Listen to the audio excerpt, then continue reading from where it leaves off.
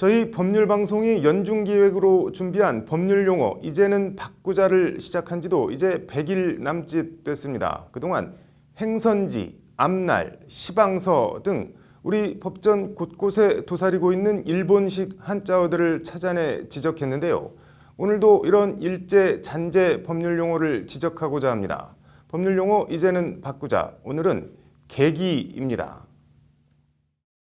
구미 유학생 간첩단 사건에 연루돼 14년간 옥살이를 했던 세계 최연소 비전향장 기수 강용주 씨가 지난 4일 법무부를 상대로 보안 관찰 처분 면제 청구를 냈습니다.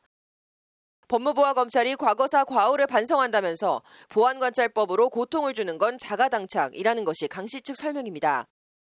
보안관찰법은 국가보안법 등 특정 범죄를 저지른 사람에 대해 출소 이후에도 주요 활동사항, 하다못해 여행을 가도 여행 목적지와 기간, 목적 등을 사법당국에 신고하도록 하는 제도입니다.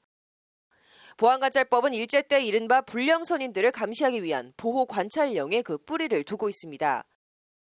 강용주 씨는 20년 가까이 보안관찰법 신고를 거부하며 국가를 상대로 진한한 법정 싸움을 벌이고 있습니다.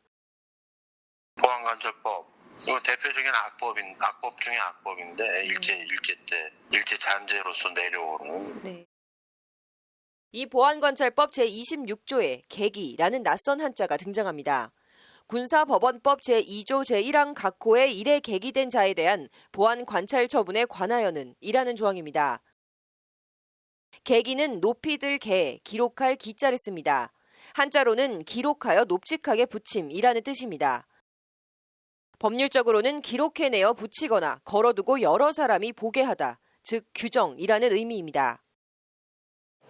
일제 잔재 뿌리가 박혀있는 법령, 이 속에 들어가 있는 일본식 용어에 대해 시민들은 어떤 생각을 갖고 있을까요? 아니죠. 우리나라 말 그대로 써주셔야죠. 필요에 의하면 있어도 되지만 바뀌는 게 좋다고 생각해요. 네. 이 계기라는 일본식 법률 용어는 보안관찰법뿐 아니라 몰수 금품 등 처리에 관한 특례법, 귀속재산 처리법 시행세칙 등 우리 법전 곳곳에 음습하게 남아 있습니다. 청산하지 못한 일제 잔재가 우리 법전에 남아 끈질기게 이어지고 있는 겁니다.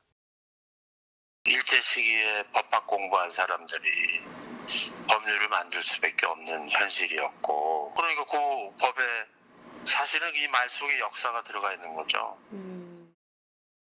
일본 말이라고 무조건 청산하자는 게 아닙니다. 뜻이 이해가 가는 것도 아니고 널리 알려진 말도 아니고 거기다 일제의 잔재이기까지 한 법률 용어 계기. 우리 법전에 계속 두고 써야 할 이유가 하나라도 있을까요?